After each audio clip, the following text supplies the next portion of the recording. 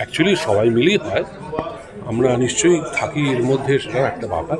কিন্তু ওরা এত সিনসিয়ারলি ফেস্টিভ্যালটাকে এত একটা উচ্চ স্তরে নিয়ে গেছে এবং এত ভালোভাবে, এত সুন্দরভাবে নিয়ে গেছে, with all the dignities and with all the good principal, সেটা সত্যি সত্যি প্রশংসা রাখে।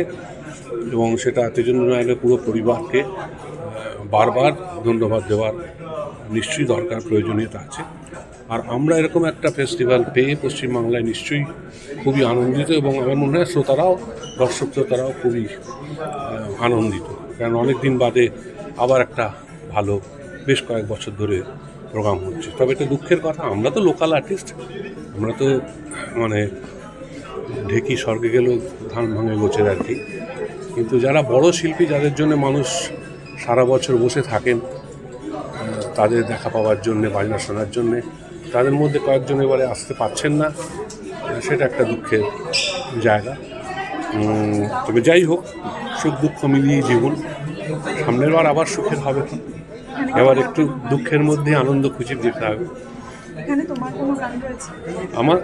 আমার বাজনা আছে 14 তারিখে সাজনের সঙ্গে আছে।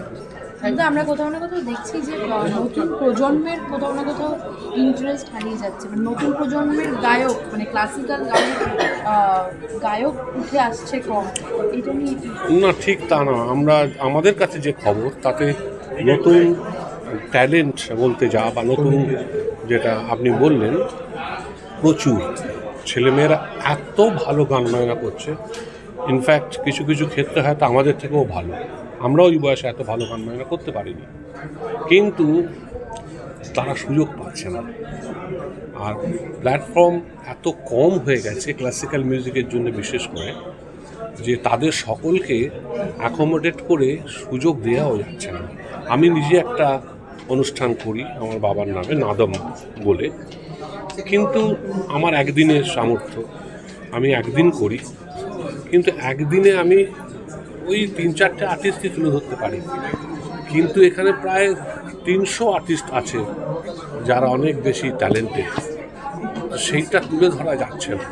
তো সেই জন্য যদি প্ল্যাটফর্ম, হ্যাঁ, এখন নিশ্চয়ই বলবো, আমি কোনো রাজনৈতিকভাবে বলছি না, তবে রাজ্য সঙ্গীত একাডেমিতে যেভাবে নতুন আর্টিস্ট তুলে ধরার একটা উদ্যোগ নিয়েছে, তাতে আমার ছোটো ভাই দেবজ্যোতি বোস ভীষণভাবে কাজ করে। তবে যদিও একই সঙ্গে তেজেন্দ্র নায়ার, ওরা সব কমিটির মধ্যে রয়েছে, বিক্রম রয়েছে, তো সেটা একটা ভালো দিক যে, এবং সেটা মমতাদি ওদের সমস্ত রকম সাপোর্ট দিচ্ছে যে তোমরা করো। তো গ্রামে এবং বিভিন্ন জায়গাতে যে হচ্ছে, এটা একটা ভালো দিক।